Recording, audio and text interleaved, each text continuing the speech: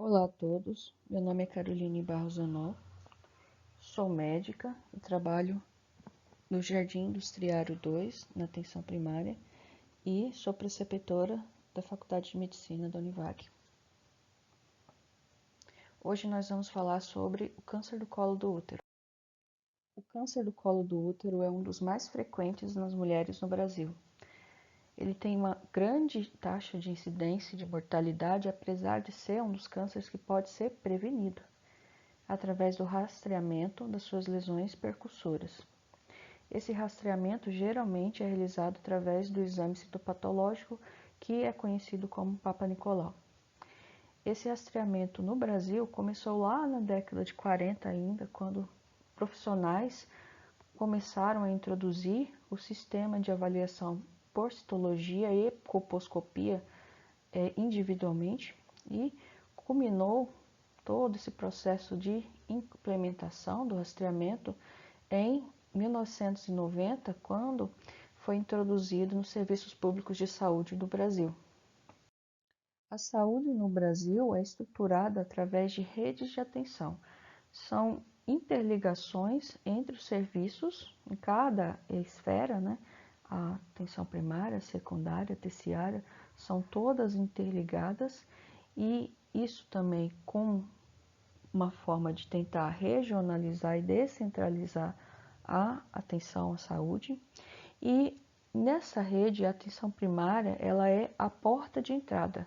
Ela que organiza esse fluxo e recebe o contrafluxo de toda a rede também.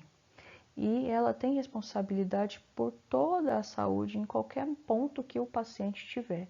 Seja lá na básica até a terciária, ela vai acompanhar este paciente.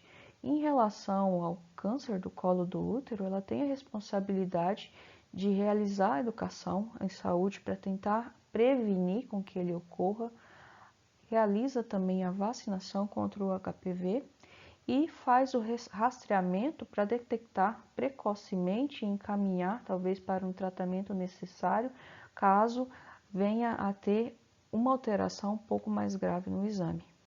Na rede de atenção, já a secundária e terciária são mais responsáveis pelas ações especializadas. Elas vão ser um ponto de referência para várias unidades básicas que vão triar toda essa população e verificar só aquelas que têm necessidade de serem encaminhadas para essa atenção especializada através de uma central de regulação.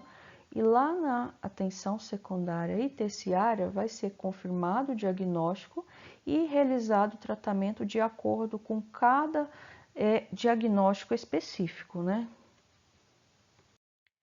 Para facilitar essa interligação entre as esferas da saúde, né, atenção primária, secundária, terciária, foi criada uma nomenclatura igual para todas, para facilitar a comunicação entre os profissionais. E isso já vem de muito tempo. Quando o Papa Nicolau criou o método da citologia, descobriu o método da citologia, ele criou o termo de classes, mas para ele só havia um momento onde a célula não tinha malignidade e quando não tinha malignidade. Ele não tinha essa ideia que há uma lesão precursora ao câncer. Já em 53 foi definido que havia essas células intermediárias que poderiam ser identificadas antes de ser desenvolvido o câncer, e foi definido como displasia leve, moderada e acentuada. Entre os anos de 60 e 70 foi provado que havia displasia acentuada e o carcinoma in situ eram muito próximos entre si, e foi desenvolvido a classificação de neoplasia interepitelial cervical, que é o NIC, que é o que a gente está mais acostumado a ouvir. Em 88 foi classificado todas essas alterações que a gente encontra no colo como doença intraepitelial cervical, e foi dividida em lesões intraepiteliais de baixo grau, que é menos provável que evolua para carcinoma invasível, e as lesões intraepiteliais de alto grau, que estão relacionadas com a infecção pelo HPV oncogênico e que são as lesões que vão mesmo vir a evoluir, talvez, para um carcinoma invasivo. Em 2001, o INCA e a Sociedade Brasileira de Citologia começaram a fazer uma revisão e criar uma nomenclatura própria para o país, que foi oficializada em 2002 e revisada em 2006, que é atualmente aquela que a gente utiliza. Então, no decorrer dos anos, foram feitas várias classificações e revistas e verificado que havia lesões antes de ser desenvolvido mesmo o carcinoma invasor, que essas displasias, como era antigamente denominada leve, corresponde atualmente às lesões intraepitelial escamosa de baixo grau, que é o que antigamente a gente conhecia como NIC1, que as displasias moderada e acentuada são, hoje em dia, as lesões intraepiteliais de escamosa de alto grau, que nós conhecíamos como NIC2 e NIC3, e aqui a gente inclui também nas lesões intraepiteliais escamosa de alto grau, o NIC3 e também o adenocarcinoma in situ. E todas as classificações vão terminar com a classe de carcinoma invasor. No Brasil, esse rastreamento do câncer do colo do útero, ele é oportunístico. O que isso quer dizer? A mulher, ela não é obrigada a fazer o rastreamento.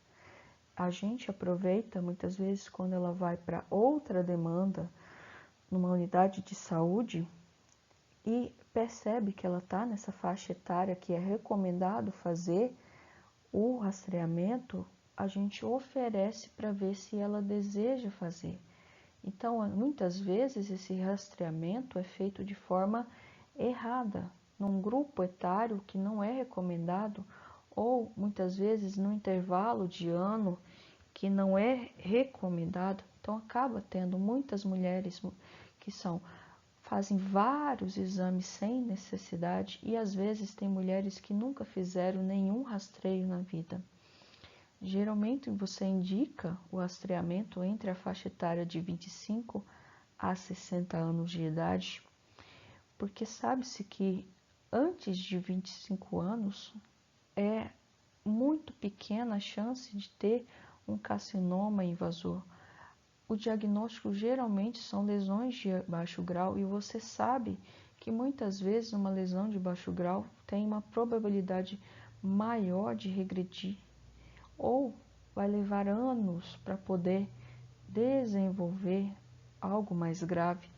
E a gente tenta também evitar, neste caso, que haja um sobretratamento, tratamentos que não seriam necessários naquele momento e que talvez poderia levar a um aumento do risco de morbidade obstétrica ou neonatal associado a procedimentos que vão ser feitos que não necessariamente precisavam ser feitos naquele momento. Em 2011 foi publicada a Diretriz Brasileira para Rastreamento do Câncer do Colo do Útero e que organizou toda essa orientação para o rastreamento no Brasil. O encerramento deste rastreamento também ele pode fazer entre 59 anos a 64 anos, dependendo também como que foi a evolução destes exames neste período, que a gente vai abordar um pouquinho mais para frente. O método que a gente utiliza para rastrear o câncer de colo do útero no Brasil é o exame citopatológico, que a população conhece geralmente como Papa Nicolau ou CCO. Geralmente você, quando está diante de uma mulher que nunca fez um exame de CCO, você indica que ela faça um exame naquele momento, espera vir o resultado. Quando esse resultado é negativo, você tem indicação de realizar no próximo ano um novo exame para verificar. E se os dois exames são negativos, você está autorizado a partir daí fazer o rastreamento de 3 em 3 anos. O início do rastreamento é sempre aos 25 anos de idade e só para as mulheres que têm história de atividade sexual, porque você sabe que o desenvolvimento do câncer do colo do útero está relacionado com a infecção pelo HPV, que é uma DST. O rastreamento antes dos 25 anos, ele deve ser evitado. Este rastreamento pode seguir também até os 64 anos de idade. E se essa mulher que está na faixa de 60, 64 anos de idade não tem uma história de doença invasiva, você poderá interromper se ela tiver 2 exames negativos nos últimos 5 anos. Ela está desobrigada a fazer a continuação deste rastreamento. Uma mulher que não tem nenhum exame prévio e vem já com a idade de 64 anos para você, você vai pensar nela como se fosse uma de 25 anos. Você vai pedir um exame, verificar se vem negativo, solicitar no ano seguinte a repetição e verificar se vier negativo. Se ele fez 2 laudos negativos com intervalo de 1 ano ou no máximo com intervalo de 3 anos, essa mulher estaria também dispensada de continuar o rastreamento do câncer de colo do útero. Quando você recebe o laudo do preventivo, você percebe que em cada local existe uma informação que chega para você. E essa informação muitas vezes vai te ajudar a definir se aquele exame está correto, se aquele exame precisa ser repetido, se aquele exame deve ser encaminhado para uma investigação um pouco mais específica. Então, a primeira coisa que você vai verificar é se a amostra é satisfatória ou insatisfatória. Se a amostra for satisfatória, significa que tem células em quantidade bem distribuída, bem fixada, bem curada, a técnica foi adequada e permitiu que aquele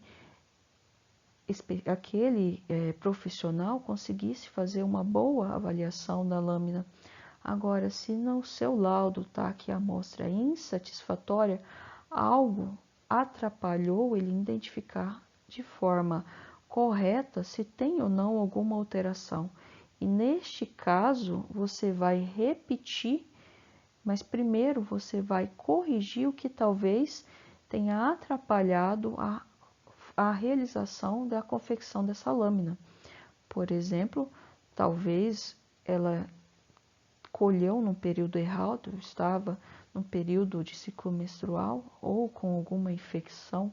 Então, você pode até 6 a 12 semanas fazer a recoleta dessa amostra.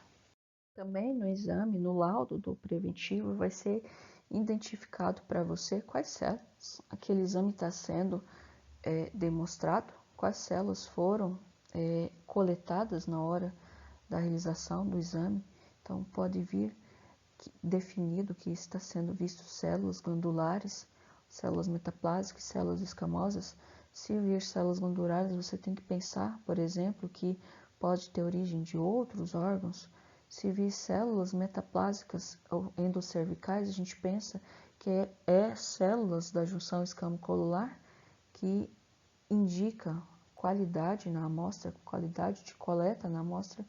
E as células escamosas, sozinha, a gente vai pensar que talvez nem toda a junção escamo-colunar não está representada. Então, a gente não tem uma segurança de dizer que talvez não falhou na hora da coleta de pegar algum local onde poderia já ter uma alteração. Então, se o laudo vir normal e estiver só células escamosas, O ideal é que você faça a repetição com o ano daquele exame. Se por acaso vir com 2 exames normais após essa repetição, então você aí está autorizado a fazer a continuação do exame a cada 3 anos. Então você sempre tem que ter uma célula do epitélio do colo que demonstre o canal cervical completo. E a gente tem uma coleta melhor dessa junção escamo-colunar quando utiliza a espátula de Ayre. E para garantir que foi visto essa coleta, a gente sempre tem que procurar se está tendo células endocervicais que vai representar a JEC, que é a junção escamo-colunar. Então, o que seria a JEC? O colo é a parte final do útero que está em contato com o canal vaginal. Ele é constituído por uma parte interna que a gente dá o nome de canal cervical ou endocérvice. E essa endocérvice vai ser revestida por uma camada de células cilíndricas que produzem bulco, que tem o epitélio colunar simples. E esse epitélio colunar simples, quando está em contato com a vagina, é chamado de ectocérvice. E essa ectocérvice vai ter várias camadas de células planas, o epitélio escamoso e o epitélio estratificado. Este epitélio escamoso e epitélio estratificado, a divisão entre os dois a gente chama de junção escamo-colunar. E é essa junção escamo-colunar que a gente tem o objetivo também de pegar na hora que faz a coleta do exame do preventivo. E a forma melhor de você realizar essa coleta é através da utilização da espátula de madeira, que é a espátula de Ayres. E você tem que saber também que como que você deve fazer essa coleta deste exame na hora que você vai produzir essa lâmina, para na hora que você entregar o material, também ter uma padronização para facilitar na hora do laboratório dar o laudo para você. Então, o espéculo é colocado de maneira apropriada para tentar ver se você consegue avaliar, ficar um pouco mais visível a JEC. Aí você vai, em seguida, colher propriamente o exame. Você vai com a espátula de Ayres, com a extremidade arredondada dela e aquela que está mais afilada, introduzir e fazer um giro de 360 graus para fazer um raspado. E vai distender o material coletado no sentido transversal da lâmina. A escovinha, por sua vez, você vai introduzir dentro do canal cervical e também vai fazer um giro de 360 graus. E este material vai ser estendido de forma longitudinal.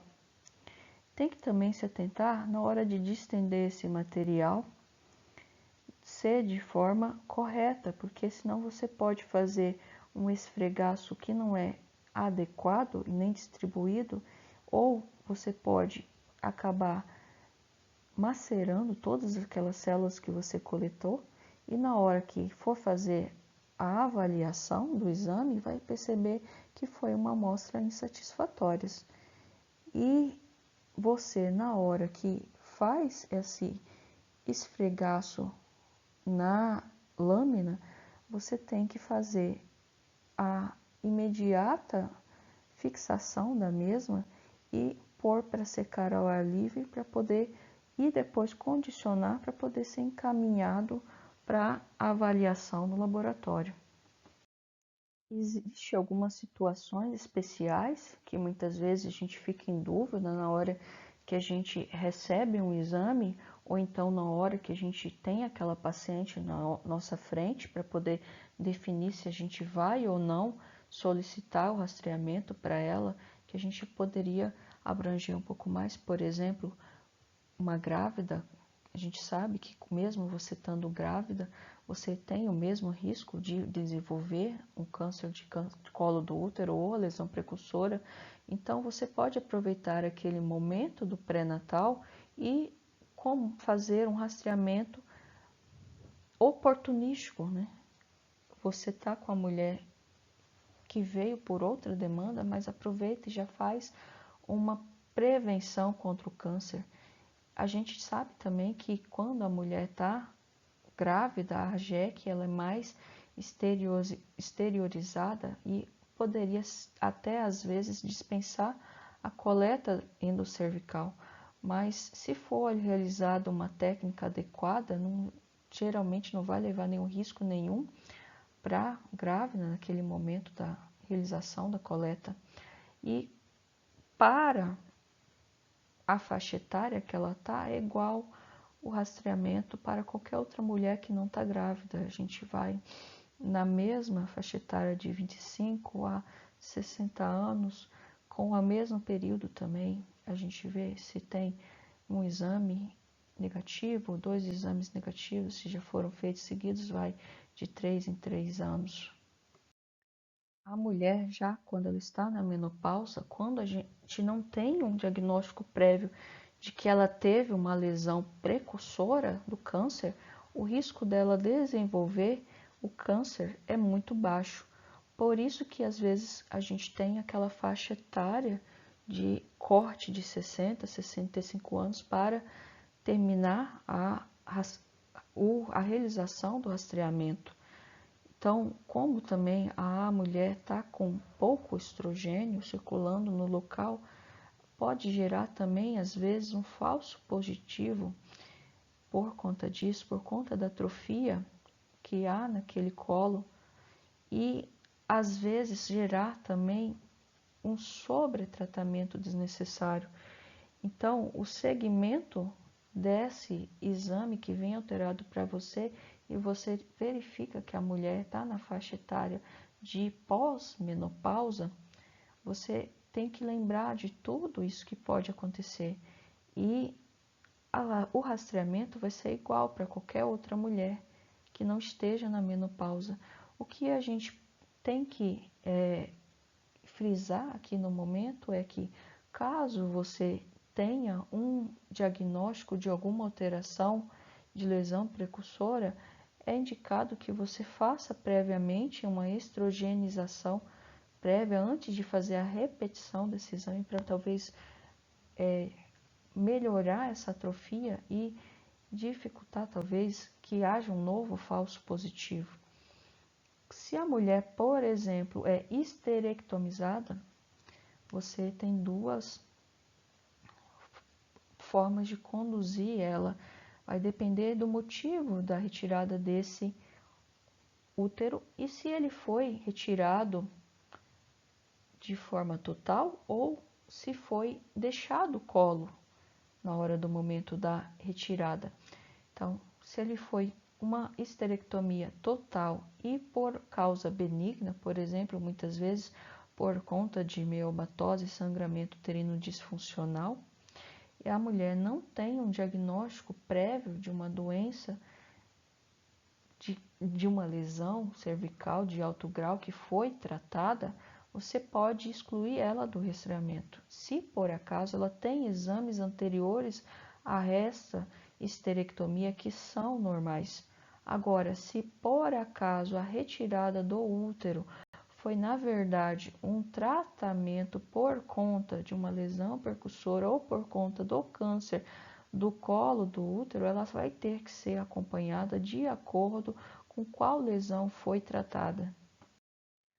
Uma mulher que diz para você que nunca teve uma relação sexual e vem pedir para fazer o preventivo do câncer de colo do útero, você também tem que saber como conduzir este caso e explicar para ela que o risco de desenvolver o câncer é muito pequeno, é desprezível, porque ele tem relação com a infecção pelo HPV. E a infecção pelo HPV ocorre através da transmissão sexual. Então, às vezes, elas não vai desenvolver, então não tem por que ela ser submetida ao rastreamento do câncer. Já ao contrário, quando você está diante de uma mulher imunossuprimida, você tem que lembrar que a chance dela desenvolver uma lesão é um pouco maior do que as outras mulheres. Então, ela tem que ser tratada de uma forma mais diferente, mais priorizada. Então, por exemplo, quando uma mulher tem um HIV, você vai diminuir os intervalos da coleta. Em vez de fazer uma coleta com intervalo de 1 ano, você vai repetir esse exame com 6 meses. Aí, se os 2 exames forem normais, você segue para a coleta anual e, de preferência, resolver primeiro esse fator de imunossupressão para poder, talvez, fazer essa coleta. No laudo também vai ser descrito como que veio esse material para você. Isso vai te indicar também, a te ajudar a definir qual que vai ser a sua conduta. Por exemplo, vai vir que o citológico está dentro dos limites da normalidade no material examinado, que isso significa que ele está normal, você vai seguir a rotina. Mas pode também estar escrito que tem alterações celulares benignas, reativas ou reparativas, e isso você tem que entender que é normal também. A chance de ter uma lesão de alto grau naquele momento é muito baixa, por isso você vai seguir também a rotina. Pode ter uma inflamação sem identificação do agente, isso atrapalhou talvez a avaliação completa e definitiva da célula que foi encaminhada para o laboratório.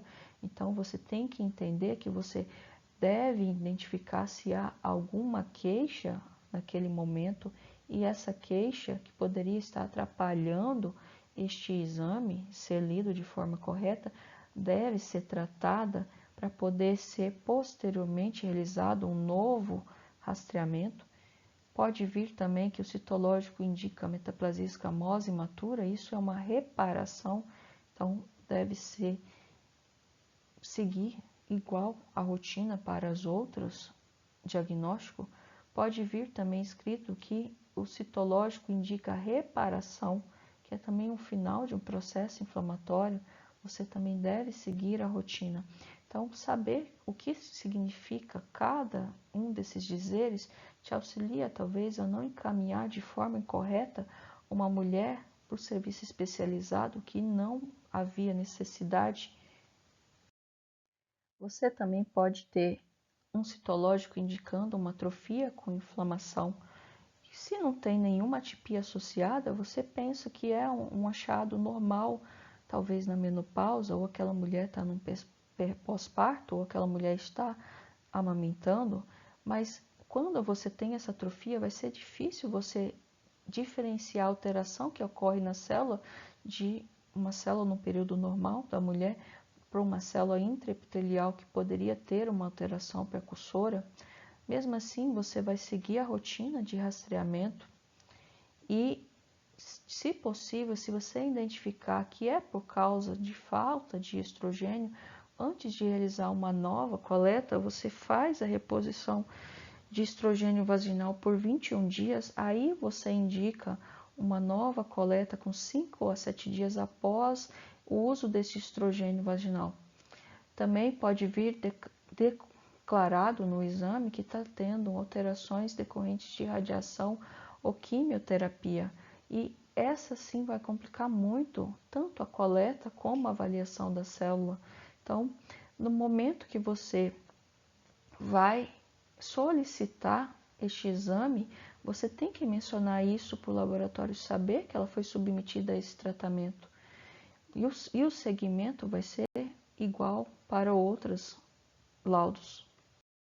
Pode ser também relatado naquele laudo algum achado da microbiota natural da vagina, e às vezes você pensa que aquilo é um patógeno, por isso que você tem que saber o que é normal e o que é natural, para não realizar um tratamento sem necessidade. Então, achados normais são lactobacilos, cocos, outros bacilos. Se por acaso ela não tem sintomas, você considera isso normal e não precisa tratar, o segmento é igual para qualquer outro laudo que vir. Agora, se por acaso ela está com sintomas, relata para você que está com corrimento, prurido ou odor na vagina, você tem talvez já identificado um patógeno específico, como Trichomonas, Cândida, Gardnerella, aí sim você vai abordar de acordo com cada patógeno, com cada queixa da mulher, de forma específica para isso, com tratamento adequado para cada um. Poderia vir também citologia com células endometriais normais fora do período menstrual ou após a menopausa. Então aí você pensa que talvez está tendo esfoliamento das células endometriais. Então, se por acaso não está tendo uso de terapia hormonal e se não tem aparência de típica, né, essa cavidade endometrial tem que ser investigada para poder verificar se não tem alguma alteração, alguma anormalidade no endométrio. E o segmento também é segundo a rotina. Em algumas situações especiais, a mulher na pós-menopausa, a gestante, a imunodeprimida, não demanda uma recomendação especial com todos esses achados. Existem vários diagnósticos também finais ali do que você viu como célula apresentado, qual alteração de célula que foi apresentado naquela coleta do exame. E você tem que saber quando você recebe esse exame, o que você vai fazer com ele. Então, basicamente, a gente está aqui focando na atenção primária. Então, neste momento, o que a gente tem que focar principalmente é quando você tem uma célula escamosa atípica de significado indeterminado e uma célula de baixo grau, uma lesão de baixo grau, você vai ter que ter um poder maior de decisão de quando encaminhar ou não essa paciente, porque os outros diagnósticos, basicamente, você tem que fazer um encaminhamento para atenção especializada, verificar se existe mesmo esse diagnóstico e proceder ao tratamento de forma adequada. Então, este é basicamente um resumo do como você vai fazer em cada faixa etária, o que você tem como conduta específica para cada alteração, mas a gente vai ver principalmente as células atípicas de significado indeterminado e a lesão de baixo grau, que é o que a gente consegue mesmo manejar na atenção primária antes de ser encaminhado para a atenção secundária. Então, se eu tenho uma célula escamosa atípica de significado indeterminado, que foi de redividida, que essa alteração que a gente não consegue definir certo se tem uma lesão intraepitelial, é insuficiente essa alteração para a gente definir se tem uma lesão intraepitelial e foi reclassificada em lesão escamosa atípica de significado indeterminado e as de significado indeterminado que não pode excluir lesão intraepitelial de alto grau em 2001 e para o Brasil é definido como lesão escamosa atípica de significado indeterminado, possivelmente não neoplásica, e lesão escamosa típica de significado indeterminado, não podendo excluir lesão intraepitelial de alto grau. Então, essas duas classificações atualmente é o que está vindo mais descrito como lesão precursora de câncer na hora que você recebe o preventivo. É isso praticamente que você tem que focar e entender, porque é a maioria do que você vai receber como laudo. É muito difícil você receber lá na atenção primária um diagnóstico já de câncer, apesar que pode ocorrer, mas esta aqui atualmente é o que mais a gente encontra.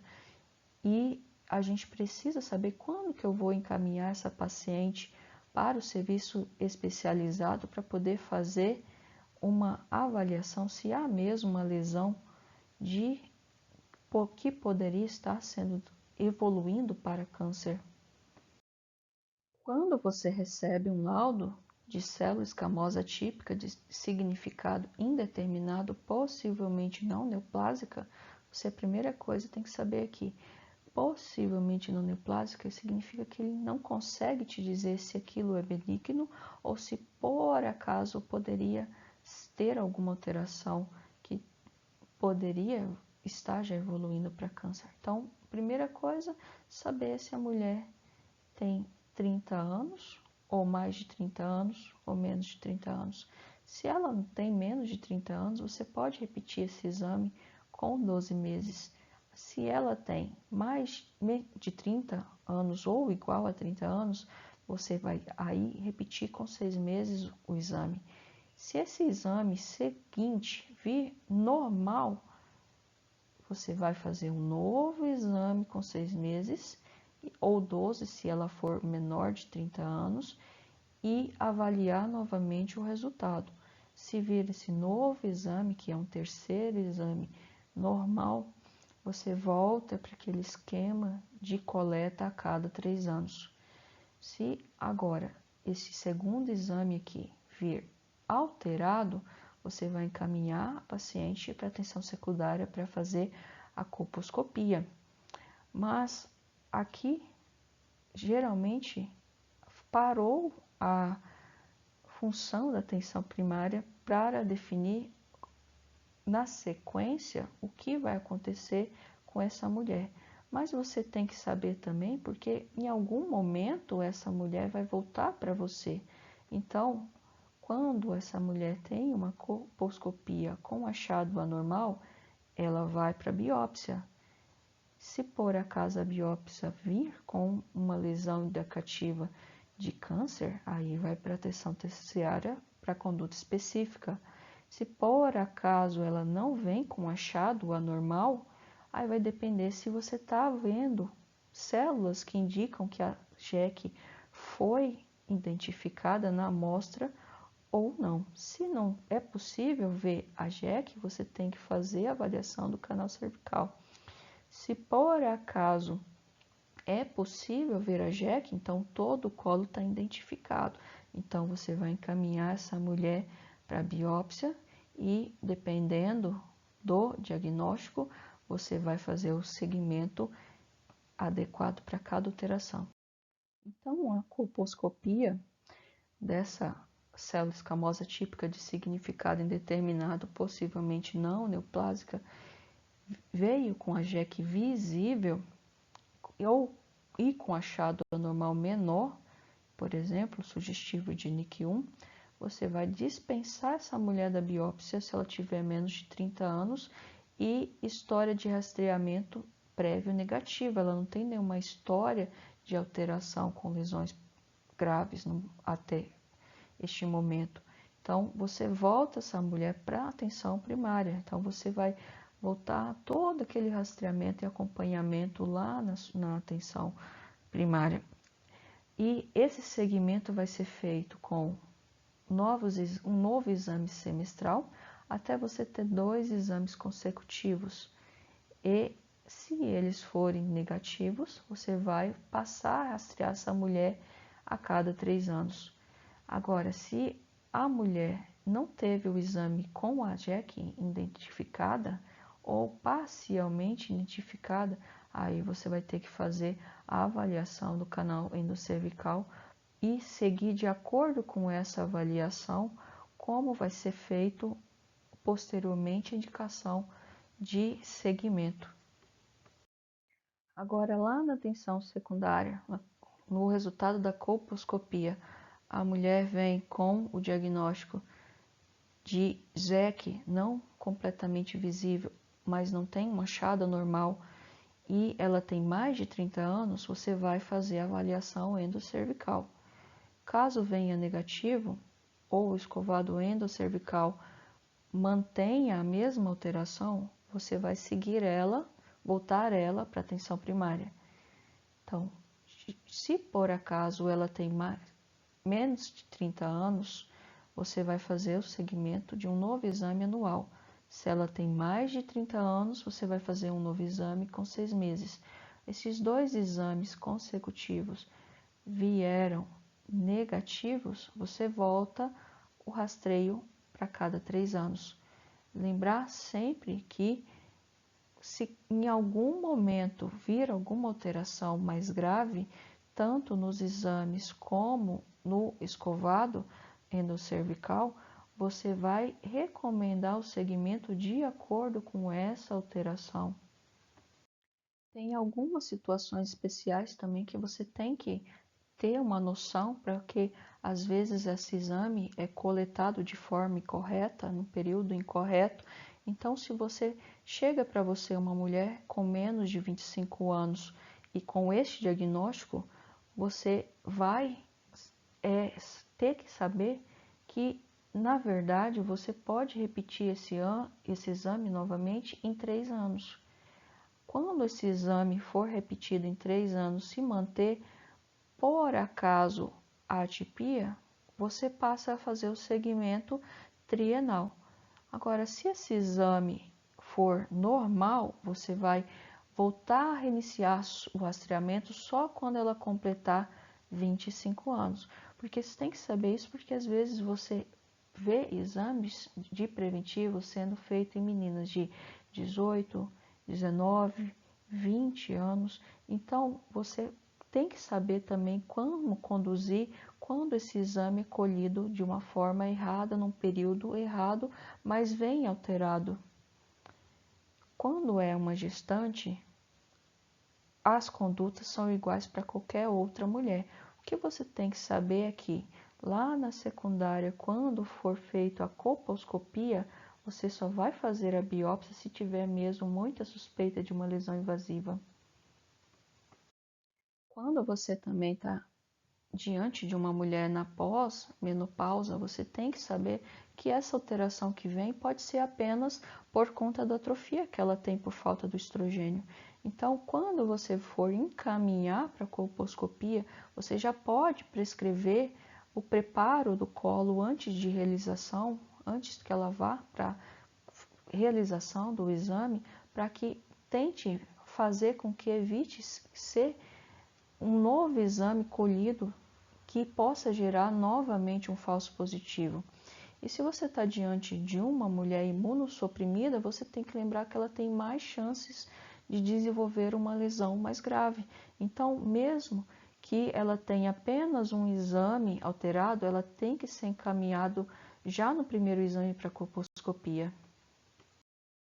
Já com o laudo da lesão intraepitelial escamosa de baixo grau, você tem que entender que ela pode ser uma manifestação simplesmente da infecção pelo HPV. Então, você vai repetir o exame em 6 meses lá na própria atenção básica. Se vir 2 exames consecutivos negativos, a rotina volta a ser a cada 3 anos de coleta. Se em qualquer momento algum dos exames for positivo, aí você vai encaminhar ela para atenção secundária. Se por acaso esse exame for solicitado no momento errado e a mulher tem menos de 24 anos, no caso você vai repetir em 3 anos novamente o exame se vir com o diagnóstico. Se por acaso o próximo exame manter a atipia, aí você vai ter que fazer o segmento dessa alteração. A cada 3 anos você vai repetir o exame para avaliação. Agora, se esse exame que você repetiu e a mulher tem menos de 25 anos for normal, aí você vai parar de realizar o rastreamento e vai falar para ela que ela deve reiniciar quando completar os 25 anos. Em qualquer momento, se por acaso houver qualquer alteração mais grave, você vai encaminhar para a colposcopia. Você tem que lembrar também que a mulher que está na pós-menopausa deve ser feito o uso do estrogênio tópico para preparar o colo e evitar falsos positivos. Neste caso, a gestante também, diante desse diagnóstico de lesão intraepitelial escamosa de baixo grau, pode fazer esse rastreio depois do parto, depois de 3 meses do parto, e imunossuprimidas, não importa. Se viu um só exame positivo com esse laudo, você já vai encaminhar direto para a colposcopia. Agora, se vir os outros diagnósticos, que geralmente a gente tem os dois que a gente acabou de abordar, e as células escamosas atípicas de significado indeterminado, quando não se pode excluir lesão intraepitelial de alto grau. Esses são os mais comuns.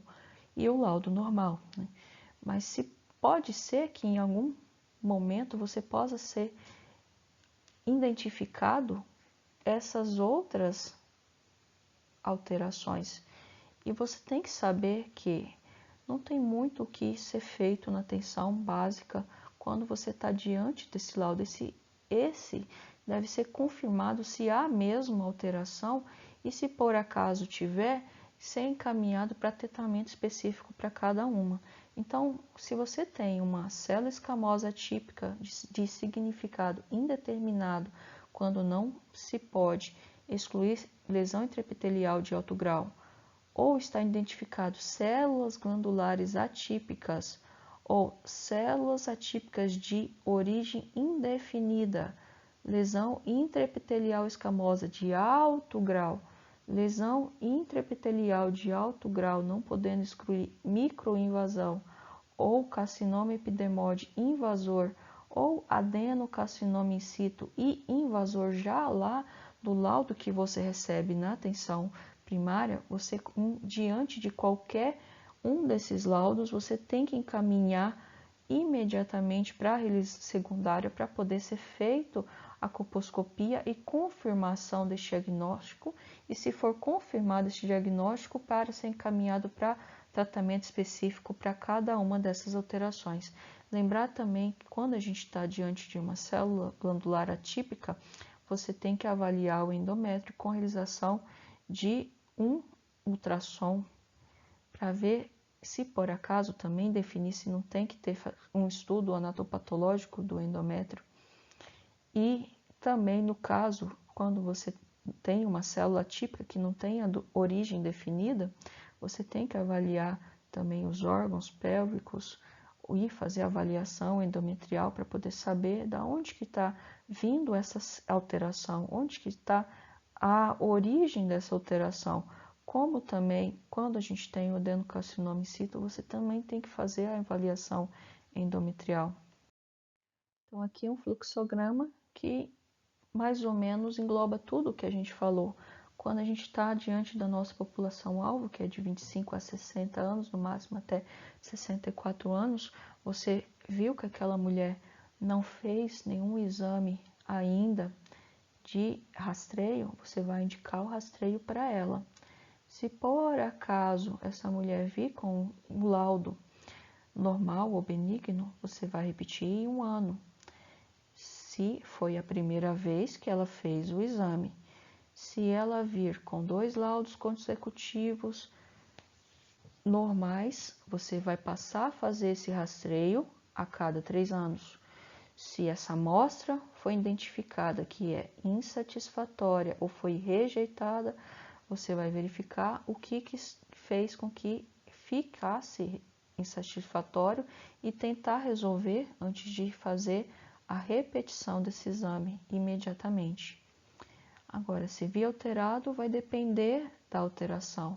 Se vir células escamosas atípicas de significado indeterminado e lesão intraepitelial escamosa de baixo grau, você vai repetir a citologia. Veio alterado, colposcopia. E para qualquer outro laudo, o que você pode fazer é encaminhar para a colposcopia para avaliação.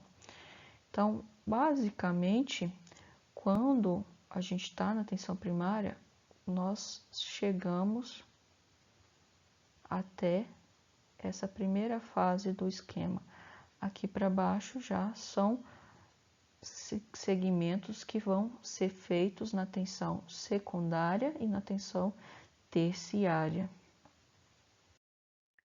Essa mulher, após passar por todo aquele procedimento e acompanhamento na tensão secundária e terciária, no final de todo esse tratamento, ela vai ser referenciada novamente para a tensão primária. Então, você tem que saber como que vai fazer o segmento dessa paciente.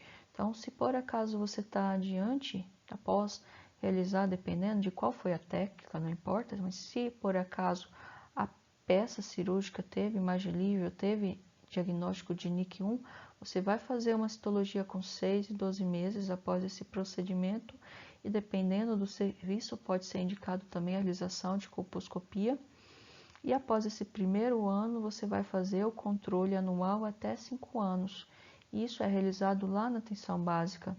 Agora, essa margem é comprometida, aí você vai fazer o citopatológico junto com a colposcopia semestral nos 2 primeiros anos.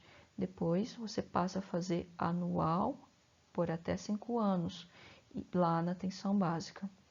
Após 5 anos de tratamento, você vai voltar novamente para o rastreio a cada 3 anos.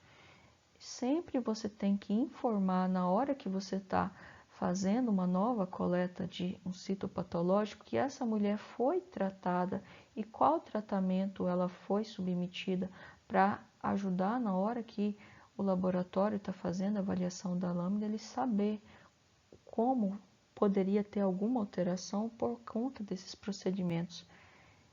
E também, se por acaso vir em cada um desses exames que você está fazendo no segmento, identificado uma lesão residual ou recorrente, você vai conduzir como se fosse a primeira vez que estivesse recebendo um laudo de uma alteração, da mesma forma como foi explicado anteriormente.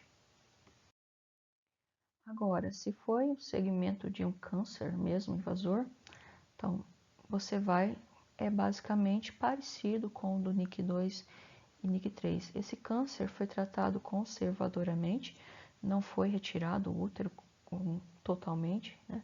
Então, quando você tem uma mulher tratada conservadoramente, você vai fazer o exame citopatológico e a colposcopia semestral nos 2 primeiros anos, e depois desses 2 primeiros anos, você vai fazer anual até completar os 5 anos. E você depois teve segurança de que não existe uma doença residual, você pode passar a ter o rastreamento trienal na unidade básica. Sempre também aqui você tem que identificar qual foi o tratamento e qual foi a doença que foi tratada na hora que for confeccionar aquela lâmina e foi encaminhar para o laboratório. E também, se novamente, nesse momento que você está fazendo todo esse segmento, você verificar que tem uma lesão residual ou uma recorrência, você vai voltar aquela mulher para o mesmo ponto, como se fosse a primeira vez que estivesse sendo diagnosticada, novamente para todo aquele fluxo. No decorrer também de toda essa explicação, sempre foi comentado que você pode, às vezes, ser necessário fazer a avaliação do canal endocervical. E às vezes, muitas vezes, quando você faz essa avaliação, você pode mudar uma conduta, às vezes indicar, às vezes, só o segmento com a realização do citopatológico, em vez de ser realizado já um procedimento cirúrgico naquela mulher, uma conização.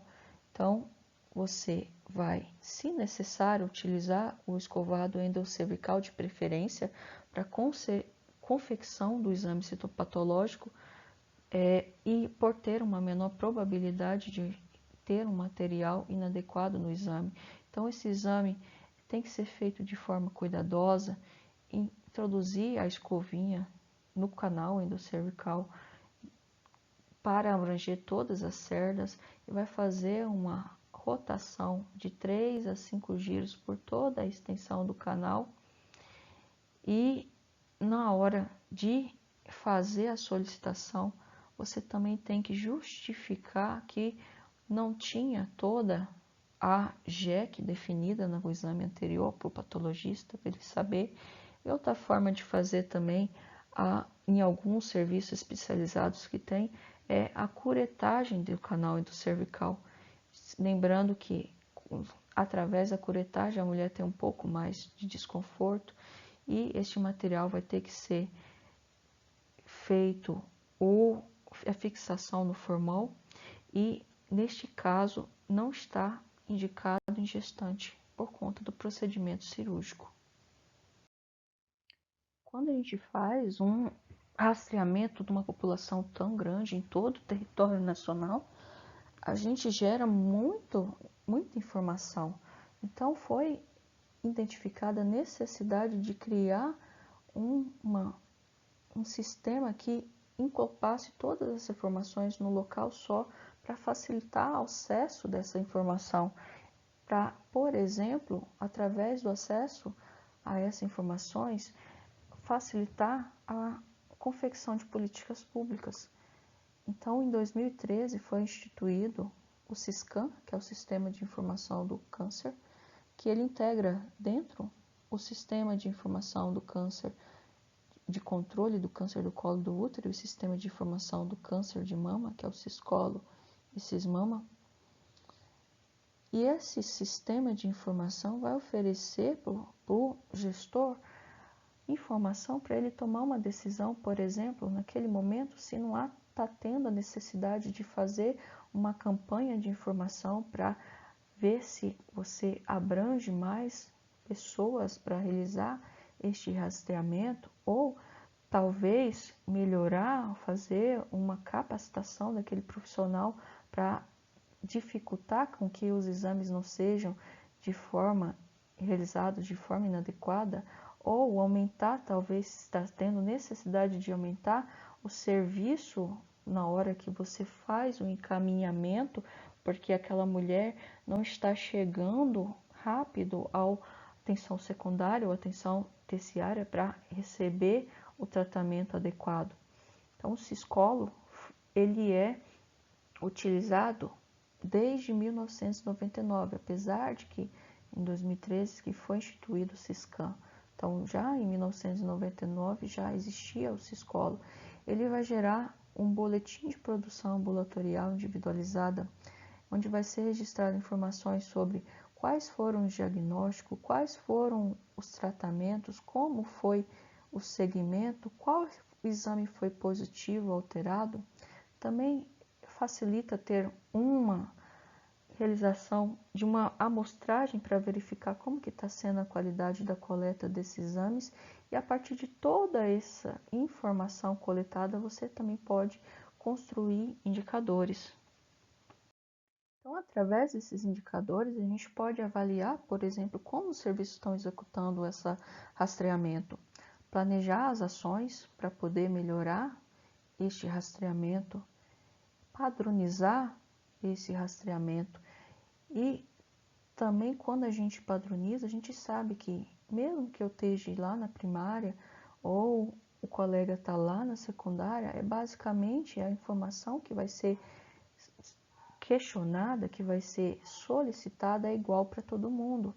O exame ele é padronizado, o mesmo exame que a gente vai preencher com as mesmas informações que vai preencher lá na atenção primária, vai ser lá na atenção secundária, quando, por exemplo, ele colher um citopatológico, quando ele está em segmento de uma lesão um pouco mais grave. Então, o que a gente tem que ter certeza é que os dados, dependendo da unidade, não importa a unidade em que a mulher está sendo coletada, tem que ser coletado de forma correta, completa, de forma legível, para que na hora de for criar esses indicadores, seja também, ou ser feito o laudo deste exame, seja também de forma correta, para que facilite a introdução desse sistema de informação.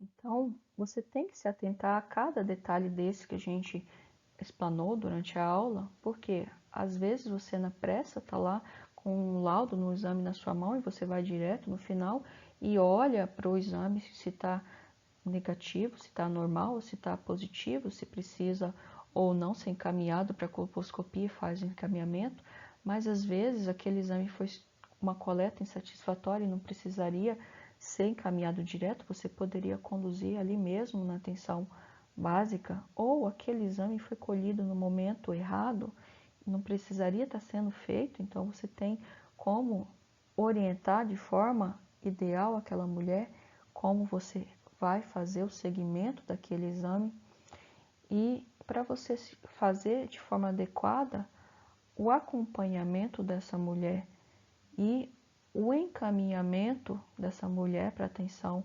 especializada quando realmente ser necessário. Essas foram as referências que foi utilizado para a confecção da aula. Obrigada a todos e posteriormente, se houver alguma dúvida, a gente pode solucionar.